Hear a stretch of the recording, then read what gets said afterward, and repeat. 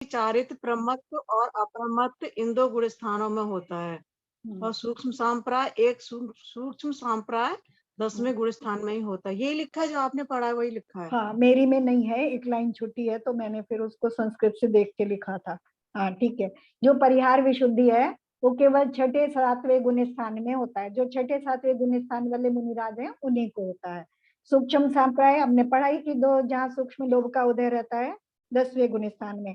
तथा यथा चारित्र जो है वह उपशांत कषाय 11वां, चीन कषाय 12वां, सहयोगी जिम 13वां और अयोगी जिम 14वां, इन 4 गुण स्थानों में यथा क्या चारित्र होता है ना। 11, 12, 13, 14 इन 4 गुण स्थानों में यथा क्या चारित्र। अब संयम के प्रतिपक्षी जो संयमा संयम और असंयम है वे कौन से गुण स्थान में होते हैं यह भी वर्णन करते हैं। संयम के प्रतिपक्षी यानी जो संयम से अपोजिट है, दो चीजों को उसमें ले लिया उन्होंने, संयम असंयम और असंयम। दार्शनिक आदि एकादश प्रतिमा रूप भेदों से भेद को प्राप्त हुआ जो संयमा संयम नामक देश चारित्र है वह एक पंचम गुण स्थान में ही जानना चाहिए, है ना। संयमा संयम चारित्र के जहाँ भेद पढ़ते हैं वहाँ आचार्य संयमा संयम और असंयम को भी बताते हैं। तो संयमा संयम 5वें गुण स्थान में और असंयम जो वह तो मिथ्या दृष्टि 1, सासाधन 2, मिश्र 3 और अविवेक सम्यक दृष्टि 4, इन चारों गुण स्थानों में यानी चौथे गुण स्थान तक असंयम है ना। असंयम जो चारित्र का असंयम का अपोजिट है, यानी वहां तक ऐसे चारित्र का व्याख्यान समाप्त है, यानी वहां तक चारित्र का अभाव है। इस पूर्वोक्त प्रकार से भाव संवर के कारण बोध, व्रत, समिति, गुप्ति, धर्म, द्वादश अनुप्रेक्षा, परिसेजय और चारित्र, इन सब का जो व्याख्यान किया उस व्याख्यान में, है ना, ये सब हम पढ़ के आए। भाव संवर के विशेष सब हमने पूरे डिटेल से पढ़े। व्रत हमने पढ़े, समिति पढ़ी, गुप्ति, धर्म, 12 अनुप्रेक्षा, परिसेजय और चारित्र सब डिटेल से पढ़े, है ना। उस व्याख्यान में निश्चय रत्नत्रय को साधने वाला जो व्यवहार रत्नत्रय रूप शुभ उपयोग है उसका निरूपण करने वाले जो वाक्य हैं वे तो पाप आश्रव के संवर में कारण जानने चाहिए। जहाँ इनका इन सब का जो आचार्य ने वर्णन किया, अब उसमें कह रहे हैं कि उसमें निश्चय कुछ वाक्य तो निश्चय रत्नत्रय को बताने वाले हैं, कुछ व्यवहार रत्नत्रय को बता रहे हैं, है ना। और जहाँ व्यवहार उसमें बता रहे हैं व्यवहार रत्नत्रय से, और जो व्यवहार रत्नत्रय है वो शुभ उपयोग स्वरूप है। जहाँ व्यवहार रत्नत्रय को शुभ उपयोग स्वरूप बता रहे हैं तो उसका निरूपण करने वाले जो वाक्य हैं वे तो पाप आश्रव के संवर में, यानी जहाँ सीधी सीधी सी बात समझें कि जहाँ शुभ उपयोग हो रहा है ना, इन सब को करते हुए जहाँ शुभ उपयोग हो रहा है वहां तो पाप आश्रव का संवर हो रहा है, यानी वहां तो पापों का आश्रव रुक रहा है। और जहाँ निश्चय रूप हो रहा है वहां, और जो व्यवहार रत्नत्रय से सिद्ध होने योग्य शुद्ध उपयोग लक्षण निश्चय रत्नत्रय के प्रतिपादक वाक्य हैं वे पुण्य तथा पाप इन दोनों आश्रवों के संवर के कारण होते हैं, यह जानना चाहिए, है ना। और जहाँ पाप और पुण्य रूप दोनों प्रकार का परिणाम जहाँ रुक रहे हैं तो वहां दोनों निश्चय रत्नत्रय स्वरूप जो वो है वाक्यों को भी उन्होंने ले लिया है। वाक्य को हम व्यवहार से ही लेंगे तो वहां जो ऐसी व्यवस्था हो रही है तो वहां पाप और पुण्य दोनों का संवर हो रहा है ना। ये जो यहाँ सोम नामक राजसेठ कहता है कि हे भगवान, यहाँ आचार्य ने क्वेश्चन किया, एक सेठ ने उनसे प्रश्न किया, ये जो पूर्वोक्त व्रत समिति आदि संवर के कारण है इनमें संवर अनुप्रेक्षा जो है सो ही सारभूत है और वही इस जीव के आश्रव का संवर कर देगी। फिर आपने जो विशेष यानी अधिक विस्तार से कथन किया इससे क्या प्रयोजन है ना। जहाँ संवर अनुपेक्षा है, जहाँ हमने कि संवर की हमने बात करी कि जहाँ हम संवर भावना का चिंतन कर रहे हैं उसी से संवर हो जाएगा, तो इतना सारा डिटेल में जाने की क्या जरूरत है, ऐसा सेठ ने प्रश्न किया, है ना। हम सबको भी लग रहा होगा कि इतना सारा डिटेल में बताया पूरा का पूरा, तो उसको कह रहे हैं।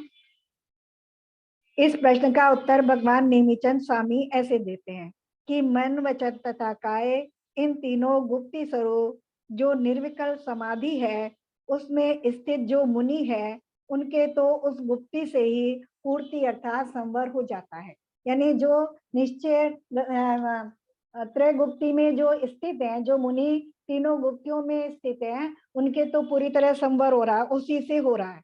और उसमें असमर्थ जो जीव हैं, अब सबके सब जीव तो एक साथ तीनों गुप्ती में स्थित नहीं हो सकते ना, चाहे उन्होंने मुनिव्रत धारण कर लिया तो धारण करते के साथ ही एकदम वो तीनों गुप्तियों में स्थित हो जाए, तो ऐसा संभव नहीं है। तो उनके नाना प्रकार से संवर का प्रतिपक्षी भूत मोह उत्पन्न होता है। जो अब उसमें स्थित नहीं हो पा रहे हैं तो उनको विभिन्न तरह तरह से राग और द्वेष के कारण मिलते हैं और राग और द्वेष की उत्पत्ति भी होती है। इस कारण आचार्य व्रत आदि का कथन करते हैं। इसलिए उन्होंने कि हम संवर में ज्यादा हम पूरी तरह से संवर नहीं कर पा रहे हैं, लेकिन हम संवर के मार्ग में निरंतर बने रहें, तो उसके लिए आचार्य ने पूरा डिटेल से वर्णन किया कि जिस जिस माध्यम से भी हम अपने राग द्वेष के भावों को होने में रोक पाए, उसके लिए उन्होंने मार्गदर्शन दिया। अभी इसमें एक पैराग्राफ और दिया है, पर मुझे ये समझ में नहीं आया कि यहाँ उन्होंने ये क्यों दिया है। पढ़ तो लेते हैं, है ना, है ऐसा है, लेकिन वो उसको मैं जोड़ नहीं पा रही हूँ उसके साथ में, है ना। क्रियावादियों के 180, अक्रियावादियों के 84, अज्ञानियों के 67, वैनयिकों के 32, ऐसे कुल मिलाकर 363 वेद पाखंडियों के हैं।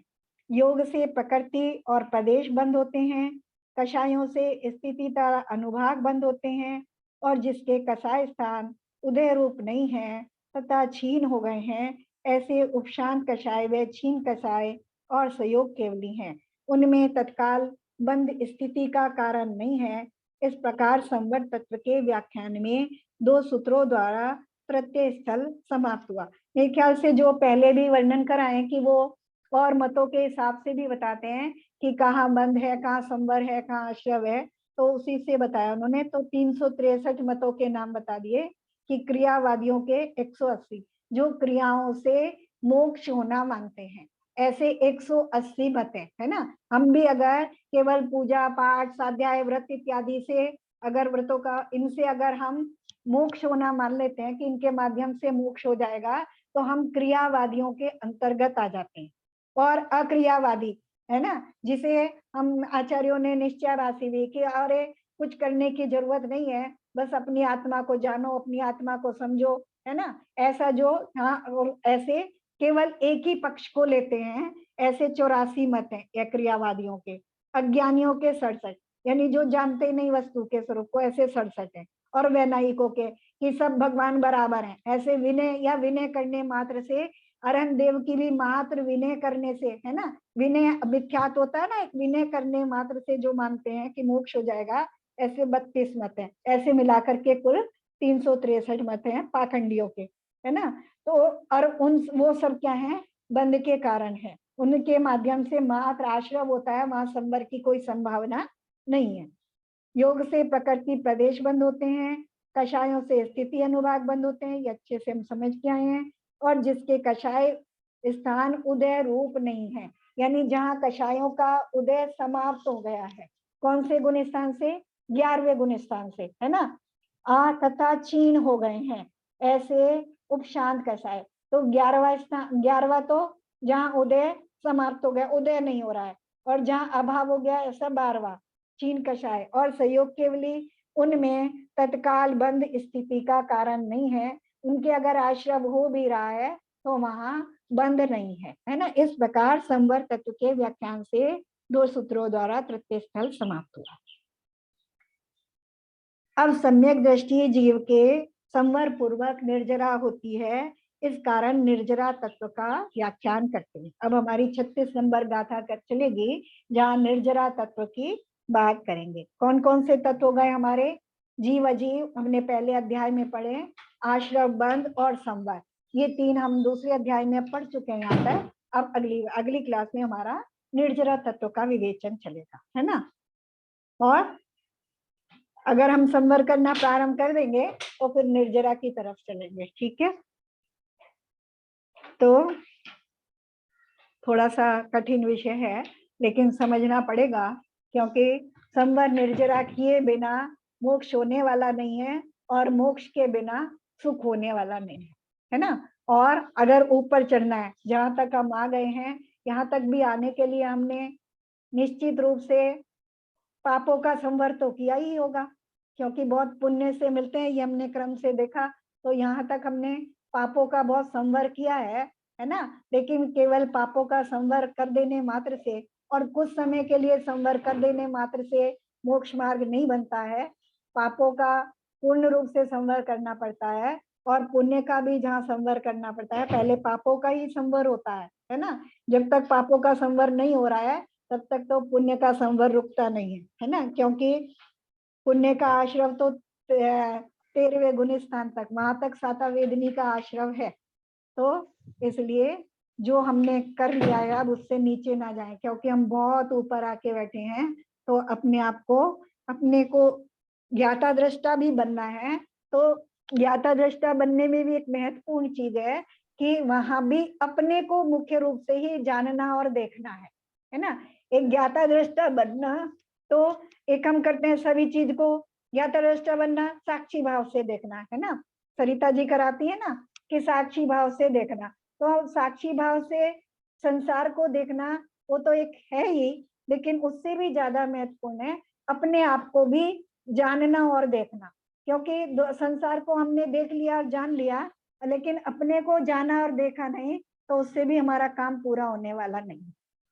अपने को जानना देखना महत्वपूर्ण है, तो अपने को जाने और देखें, और उसमें भी जाने तो अपने स्वभाव को जानना, अपने शुद्ध स्वरूप को जानना, वो उससे ज्यादा महत्वपूर्ण है। क्योंकि अशुद्धता तो हम है ही और हमें दिखती भी रहती है, लेकिन वो अशुद्धता कैसे दूर होगी उसको जानना, और मेरा शुद्ध स्वरूप क्या है, मुझ में अशुद्धता क्या है, ये सब जानना देखना, ये सब इन माध्यमों से हो पाता है ना। जैसे अनुप्रेक्षा हम करते हैं, अनुप्रेक्षाओं के माध्यम से विशेष रूप से हो पाता है।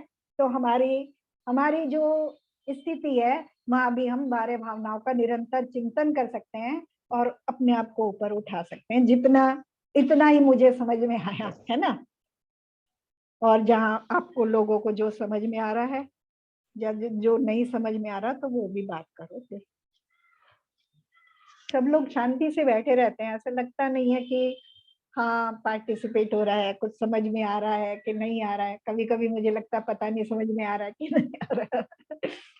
समझ में तो आता है, समझ में थोड़ा कठिन तो लग रहा है ये वाला। कठिन है, और किताब नहीं है ना, तो उतना हाँ, तो उसने उतना से भी नहीं हम लोग होता है, के पास बुक नहीं है, उतना नहीं जुड़ पाते इसलिए। जी ये बताइए, जैसे आरिका को हम उनका जो कल भी हमने पढ़ा था कि औरतों में माया होती है, तो उन्होंने कहा आरिका तक में होती है। तो आरिका है जिन्होंने सन्यास ले लिया, तो उन्हें किस प्रकार की माया होती होगी? देखो क्या है कि कुछ चीजें स्वभावगत भी होती है ना। हाँ, है ना।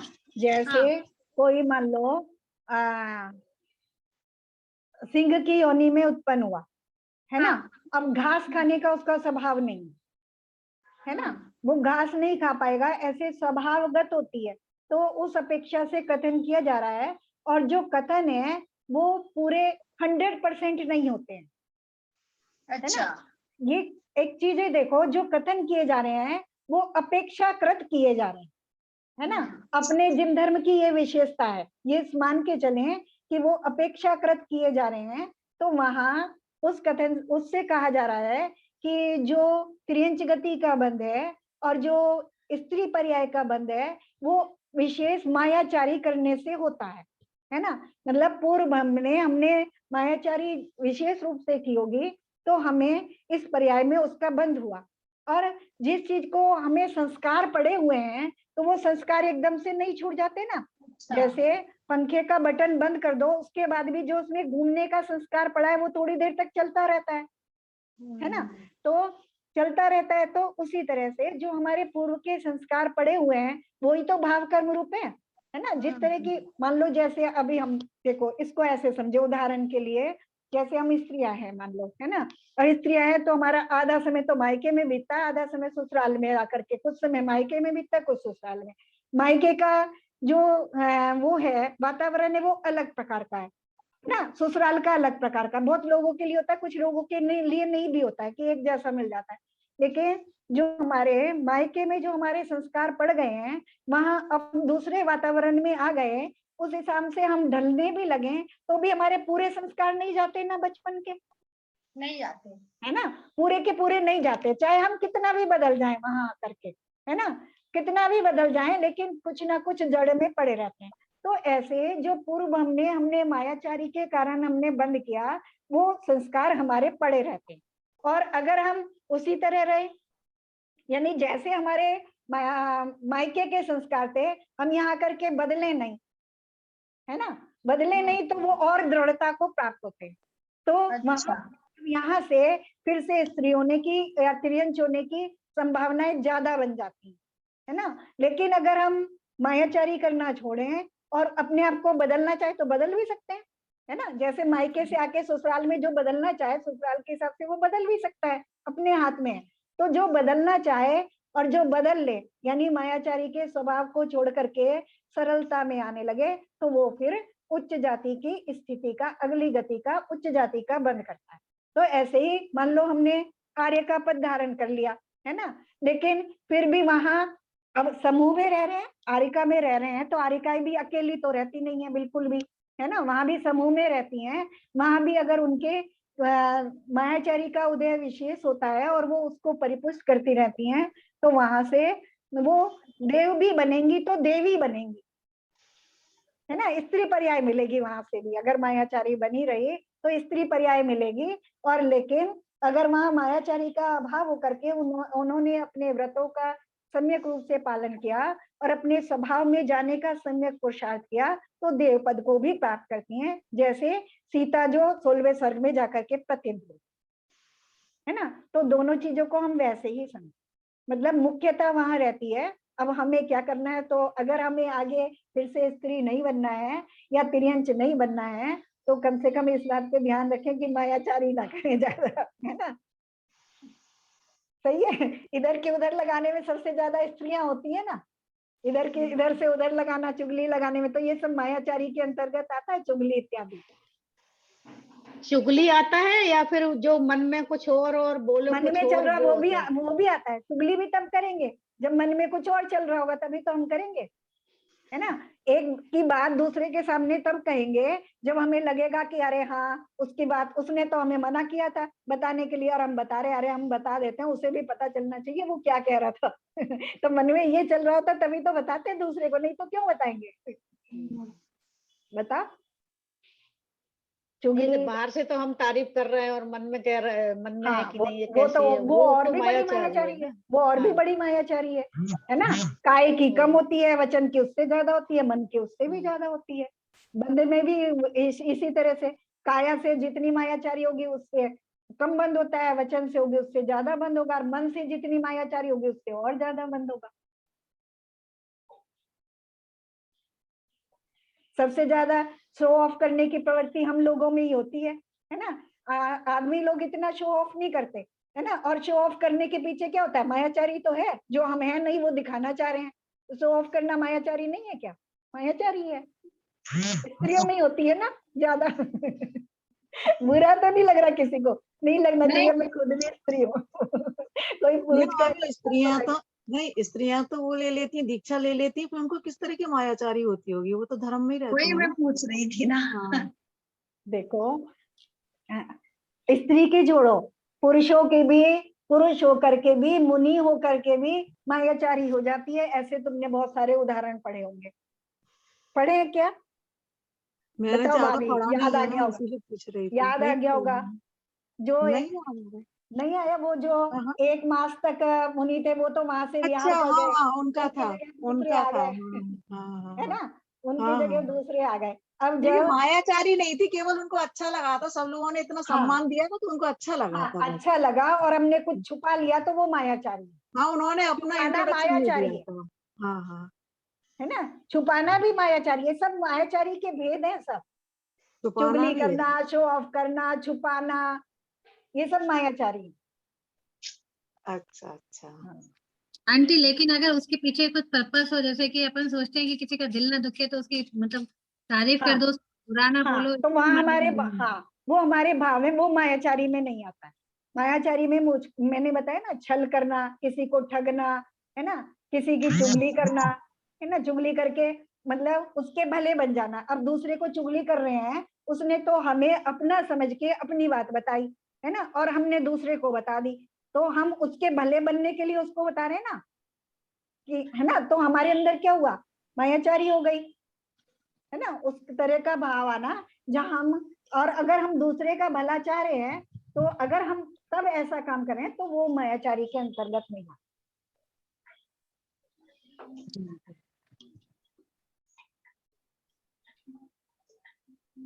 मायाचारी अगर हम नहीं करें तो आगे तिरंज गति का आश्रम होने से रोक सकते हैं, है ना, तो ये भी संवर में समझ लो अपने लिए, अपनी स्थिति में।